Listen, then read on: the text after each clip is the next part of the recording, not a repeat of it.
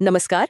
आज हम बात कर रहे हैं भारतीय क्रिकेटर मोहम्मद शमी से जुड़े एक ताज़ा अदालती फैसले की। हाँ, ये मामला उनकी अलग रह रही पत्नी और बेटी के गुजारा भत्ते से जुड़ा है। और ये मामला मतलब 2018 से ही काफी सुर्खियों में रहा है ना? बिल्कुल। काफी उतार चढ़ाव देखे हैं इसमें। बिल्कुल। और अब ये कोलकाता हाई कोर्ट का एक नया आदेश आया है 1 जुलाई 2025 को। तो आज हम इसी आदेश को और इसके पीछे की जो वजह है और पूरा मामला क्या है उसको थोड़ा समझने की कोशिश करेंगे।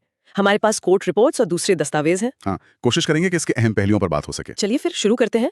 तो सबसे पहले ये जो लेटेस्ट खबर है हाई कोर्ट का फैसला, इसमें क्या तय हुआ है? कोर्ट ने असल में कुल 4 लाख रुपए प्रतिमाह का अंतरिम गुजारा भत्ता तय किया है। 4 लाख रुपए प्रति माह। हाँ, इसमें से 1.5 लाख रुपए पत्नी हसीन जहां के लिए और बाकी 2.5 लाख रुपए बेटी के लिए हैं। और आपने कहा अंतरिम, इसका मतलब? अंतरिम मतलब ये फाइनल फैसला नहीं है। ये व्यवस्था तब तक लागू रहेगी जब तक मामला पूरी तरह से सुलझ नहीं जाता। अच्छा, ये रकम काफी बड़ी लग रही है, खासकर अगर हम पिछले आदेश से तुलना करें तो। पहले कुछ और तय हुआ था। हाँ, बिल्कुल। 2023 में सेशंस कोर्ट ने 1,30,000 रुपए प्रति माह का आदेश दिया था। उसमें पत्नी के लिए 50,000 और बेटी के लिए 80,000 थे। तो 1,30,000 से सीधे 4 लाख, ये तो काफी बड़ा जंप है। जी, और हसीन जहां ने ही उस पिछले आदेश को चुनौती दी थी। उनका कहना था कि शमी की जो आय है उसके हिसाब से ये रकम बहुत कम है। तो हाई कोर्ट ने ये जो बढ़ी हुई रकम है, इसका आधार क्या बताया? मतलब कोर्ट का तर्क क्या था? आय और जीवन स्तर की बात हुई है शायद। हाँ, बिल्कुल। जस्टिस अजय कुमार मुखर्जी ने अपने फैसले में साफ कहा कि पत्नी और बेटी को वही जीवन स्तर मिलना चाहिए जैसा वे शादी के दौरान जीती थी। ये मेन पॉइंट था। शादी के दौरान वाला जीवन स्तर। और कोर्ट ने इसके लिए शमी की आय को देखा। पाया गया कि वित्त वर्ष 2021 में उनकी आय करीब 7.19 करोड़ रुपए थी। 7.19 करोड़ मतलब महीने का लगभग 60 लाख। हाँ, औसतन इतना ही बैठता है। तो कोर्ट का मानना था कि इतनी आय के सामने 4 लाख रुपए प्रति माह का भत्ता देना वो न्याय संगत है। ये वाकई एक बड़ा आंकड़ा है। और ये जीवन स्तर वाली बात, ये थोड़ी पेचीदा भी हो सकती है, खासकर जब इतनी ज्यादा आय हो। सही कहा। जीवन स्तर का मतलब सिर्फ रोटी कपड़ा मकान तो नहीं होता, खासकर इस तरह के मामलों में। हाँ, मतलब क्या इसमें वो महंगी छुट्टियां, लग्जरी गाड़ियां, वो सब भी शामिल होगा जो शायद वो पहले इस्तेमाल करते थे? इसे तय करना मुश्किल होता होगा। बिल्कुल। ये अदालतों के लिए भी एक चुनौती है कि इसे कैसे परिभाषित करें।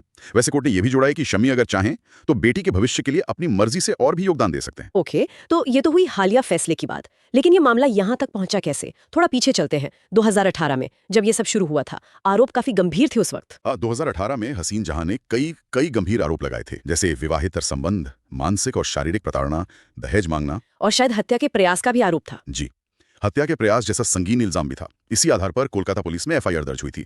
आईपीसी की धारा 498 ए मतलब पति या रिश्तेदारों द्वारा क्रूरता और 307 यानी हत्या का प्रयास, ये सब धाराएं लगी थी। काफी सीरियस चार्जेस थे।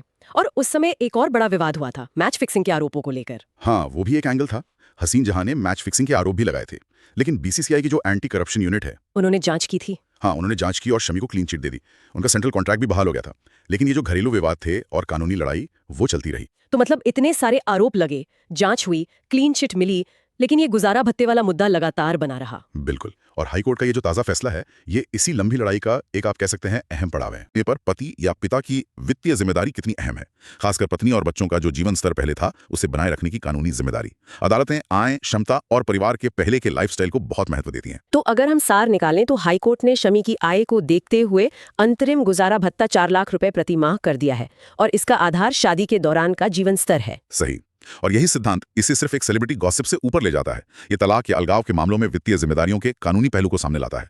मतलब जो पक्ष आर्थिक रूप से ज्यादा सक्षम है, उसकी जिम्मेदारी बनती है कि वो आश्रित पक्ष, खासकर बच्चों का जीवन स्तर बनाए रखें। लेकिन ये फैसला अंतरिम है और जीवन स्तर जैसे मानक पर आधारित है, जो थोड़ा सब्जेक्टिव हो सकता है। हाँ, बिल्कुल। तो ये एक सवाल मन में आता है कि भविष्य में जब शायद अंतिम निपटारे की बात हो तो इस जीवन स्तर का मूल्यांकन कैसे होगा?